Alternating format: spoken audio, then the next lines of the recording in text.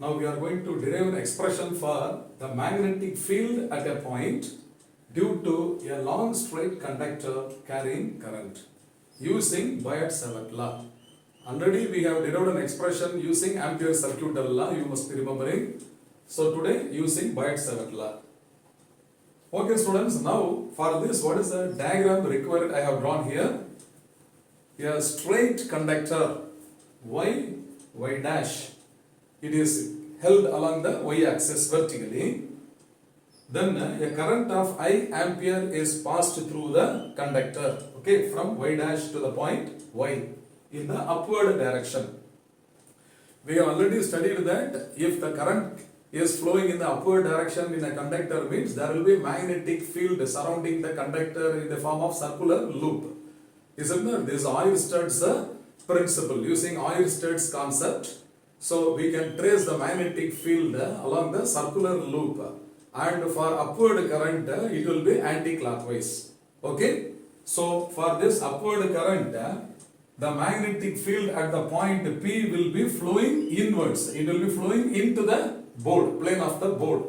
And on the left side, at the corresponding point P, there will be another point P dash. On the left side, that field will be pointing outwards from the board. So at the point P, what is the total magnetic field due to the current carrying conductor we want to derive? So for that, I am going to assume that the entire long straight conductor is made up of small elements. Just like 1 meter wire can be assumed to be made up of 100 elements, each of 1 centimeter length. And I assume this conductor Y dash is made up of so many small elements. One such element, namely AB, I have shown here. Okay. So each and every element will be like this. Okay. So many elements are present in this. One such element is AB and its length is DL. Okay. Elementary length is DL. It's a part of the entire conductor. And what current is going to flow through all the elements, since all the elements are in series, the same current I only is going to flow. So what is the concept here? Biot Savart law is applicable for finding the magnetic field at a point due to only a small current element. Then it will be extended for the entire conductor using the concept of integration. Okay. So for that I assume only one small element AB, which is a part of the entire conductor. DL is the length of the element. But which is the point I have chosen to find the magnetic field due to the entire conductor? That is point P. So I have to find the magnetic field at the point P due to the entire conductor. So each and every element such as AB, some elements above AB and some elements below AB will be there. They will be at different distances from the point P. But what is the distance of the element AB from the point P I have taken, that is R. So this distance AP is equal to R. Suppose if O is the midpoint of the given conductor and one element is present at O, and what will be the shortest and the perpendicular distance of the point P from the conductor, that is OP, that is equal to A. So in this picture, A is the shortest distance or the perpendicular distance of the point P from the conductor, and R is the distance of the point A from the point P. Like that, if you take one element at the top end, that will be at a greater distance. Similarly, at the bottom end also it will be at a different distance. Okay. So clearly I have indicated R and A as the distances of the element and the midpoint of the conductor to the point P. Okay. Now you can see here I joined the points A and P. Then I also joined the points B and P. So that here you can see an angle theta is made at the point B. So angle ABP, angle ABP is equal to theta. And I draw a perpendicular from the point A to BP. So that is called as AC. AC is a perpendicular which is drawn to the length BP. These are all some mathematical constructions for making our derivation in a much simpler form. Okay, there is no concept in it, only mathematical steps. So I have joined BP and I have dropped a perpendicular AC to the length BP. So that the point is C. Okay, so ABC is a right angled triangle. Okay, now you can see another right angled triangle here, AOP. This is also right angled triangle, and you can see angle APO. Angle APO is making a phi, angle phi at the point P. Understand? So two angles we have marked. One is theta subtended at the point B, and another one is the angle phi which is subtended at the point P. Okay. Now let us understand some concepts. So now let us take, this is a straight line joining the point A and P. You see here, this is A and this is P. I keep it over A and P. Can you see that this black rod makes an angle phi with OP? And also you can agree that this is an acute angle, is it not? It is an acute angle. Then I join B with P, so that the phi is increased by a small amount d phi. Still it is acute angle only. Like that, if you go to the next element and all, you can see that the angle continuously increases above the length OP. Above the length OP, the value of phi increases. Understand? Suppose if one element is exactly at the point O itself, then what will be the angle phi equal to? Suppose if I bring this to O itself, okay, you can see the points O and P. So for the element which is situated at O, what will be the value of phi equal to 0? Phi equal to 0. And above OP, the value of phi increases from 0, and at the last element, which is at the topmost last element, maximum what can be the value? Phi will be equal to pi by 2, 90 degree. Understand this once again. For the central element at O, if I join O and P, the angle phi will be equal to 0. Then at A, you see the phi is around 30 degree. Then when it comes to B, it is 30 plus 10, 40. Then 50, 60, 70, 80, 90. So what can be the maximum value of phi for the last element at the point Y? It will be 90, pi by 2. Similarly, you take any element below OP, see this rod is moved below OP. Can you see that the black rod is still making an acute angle here? Then it increases. Do you agree? It increases. So for the last element at Y dash, what may be the maximum value of the angle phi? Again pi by 2. So above OP, the value may be called as plus pi by 2. Phi equal to plus pi by 2. And below OP, the last element, for that the value of phi will be equal to minus pi by 2. Okay, in general, now I have shown in this picture this dotted line. Okay, this connects the last element at Y dash with P, and any angle below OP is taken as phi 1. Similarly, this dotted line connecting Y and P, okay, so it connects the last element on the top, and any angle subtended by it with OP is taken as phi 2. Understand? So this phi, angle phi is a variable. So this is to be understood first. Okay, for the single element AB of length dl, what is the magnetic field produced by this element at the point P using Biot Savart law? So first, which law we are going to use is Biot and Savart law. So according to Biot and Savart law, the magnetic field at this point is denoted by the symbol dB vector, and this is equal to the constant mu naught by 4 pi into I dl. dl multiplied with the current. This ideal is a vector quantity, ideal, okay, into sine of theta, ideal sine theta, divided by r square into r cap.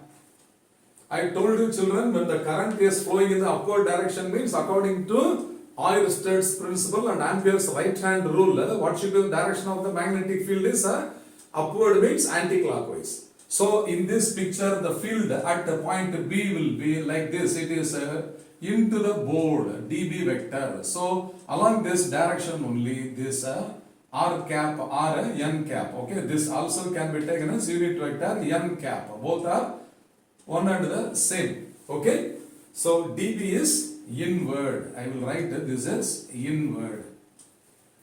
So what is dB vector here? dB vector is the magnetic field produced by only one element of length dl, that is AB in this picture. Like this, all the elements will contribute some magnetic field, is it not? So what is the contribution of the entire conductor carrying current? What is the magnetic field produced by the entire conductor? That must be equal to the sum of the magnetic field produced by all the elements from the bottom end to the top end of the conductor. So first this main equation, this is equation 1. Have you understood? So what is dB here is the magnetic field produced by the element AB of length dl at which point? At the point P. Understand? Okay.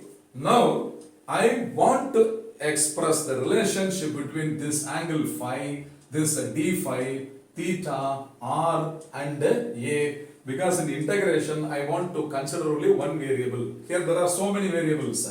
The distance r will be different for different elements. The angle theta will be different for different elements, and the angle phi also will be different for different elements. As you take different elements, these three are varying. So there are three variables. I want to reduce them into a single variable for doing integration. So I will take first the triangle ABC. So in this triangle ABC, you can see A, B, C. What is sine of this theta? Sine theta. So I will write sine theta is equal to opposite side AC divided by hypotenuse AB. So this is equal to opposite side is what?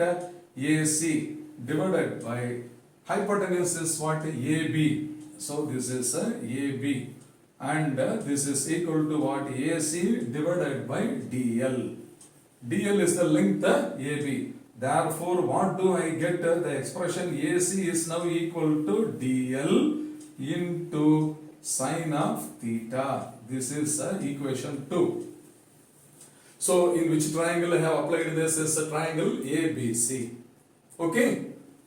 Now, another triangle, right angle triangle. This is right angle APC. First ABC, now APC. That triangle.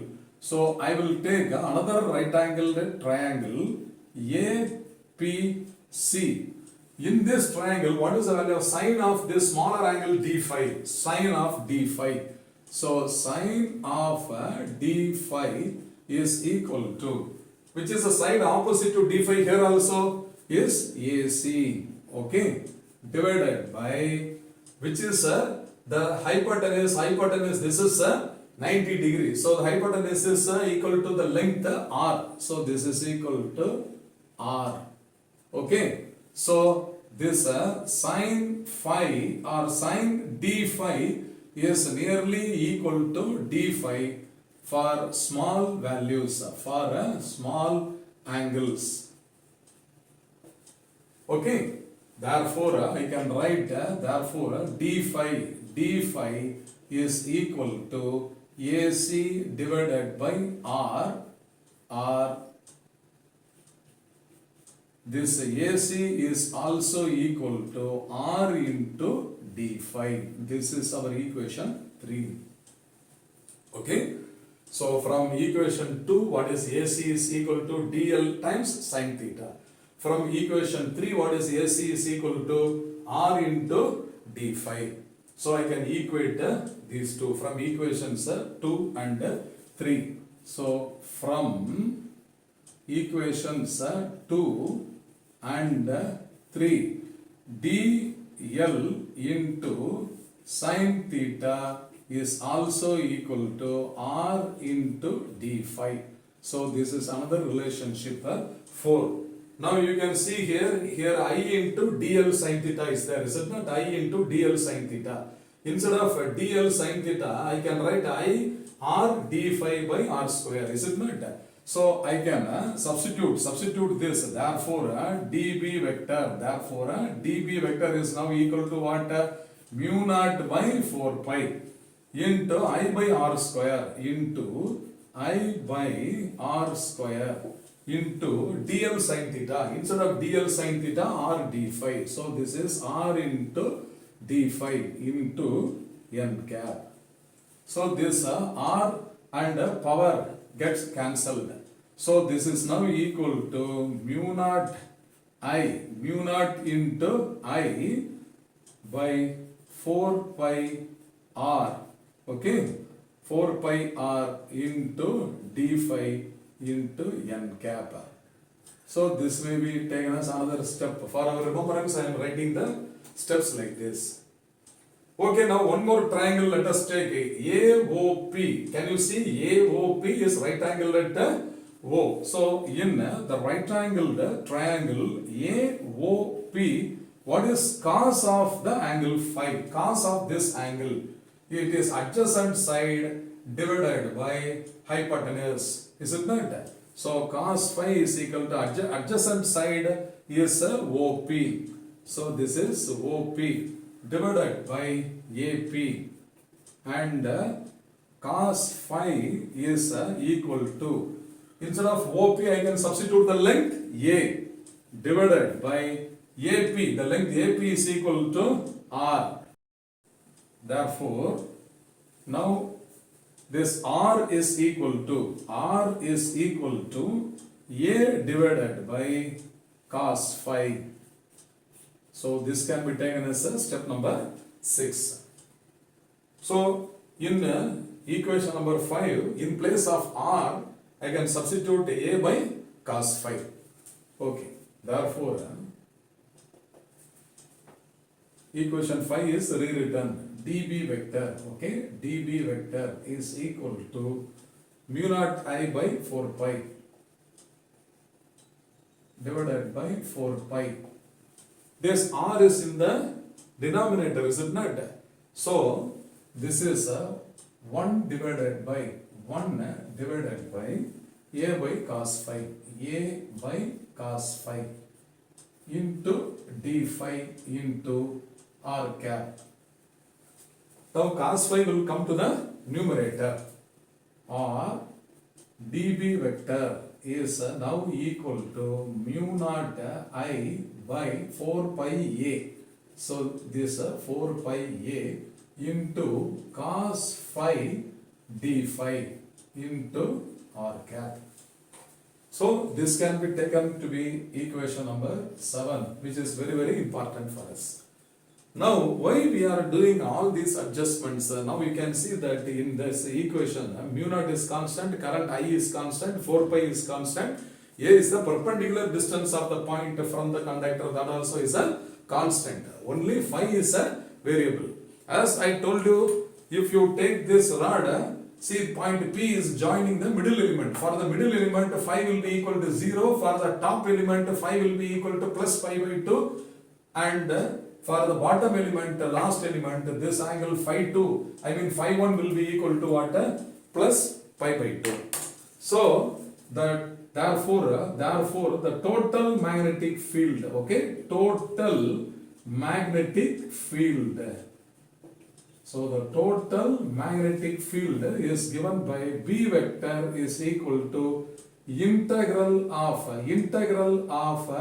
mu naught I by 4 pi A into cos phi d phi r cap between the limits phi 1 to phi 2. Now any value below OP can be taken to be what? Minus phi 1, minus pi by 2. Understand that? So this is now equal to mu naught I by 4 pi A into integral of cos phi d phi into r cap. So this is minus phi 1. This is phi 2 limit. So this is now equal to mu naught I by 4 pi a into sine phi 2 is the upper limit. Minus of minus will become plus sine phi 1 is the lower limit into r cap. But angle phi 1 is equal to phi 2 is equal to pi by 2 is equal to 90 degree. Therefore, sin pi by 2 plus sin pi by 2 will become sin 90 plus sin 90. 1 plus 1, 2. Okay? Therefore, B is now equal to mu naught I by 4 pi a into sin phi 2 is sin pi by 2 is equal to 1. 1 plus 1, 2. So this is 1 plus 1, that is equal to mu naught I by 4 pi a into 2. Now in the last step we can cut this 2 2s are 4. Okay. Therefore, what is the final expression for B? B is equal to mu naught I by 2 pi a into this r cap. Okay, r cap will continuously come up to the last step, and this is the final expression number 8. So B is the total magnetic field due to the entire long straight conductor carrying a current I. So children, I hope you must have understood this well. First we have to draw the diagram and you have to understand carefully what are all the variables involved here. Understand? So the entire conductor is kept along the y-axis and it is having infinite length. Infinite length means the length is very much greater than the distance of the point A. Okay? So in terms of A only we have derived the expression. So P is a point at a distance A from the given conductor. That is a perpendicular distance. And we are expressing A in terms of R and phi and theta also. So imagine the entire conductor is made up of so many small elements such as AB, and find the magnetic field at a point P due to only one element, and then integrate between the bottom end to the top end. So finally we got the expression for magnetic field B is equal to mu naught I by 2 pi a into unit vector R. I hope you must have understood well. Fine.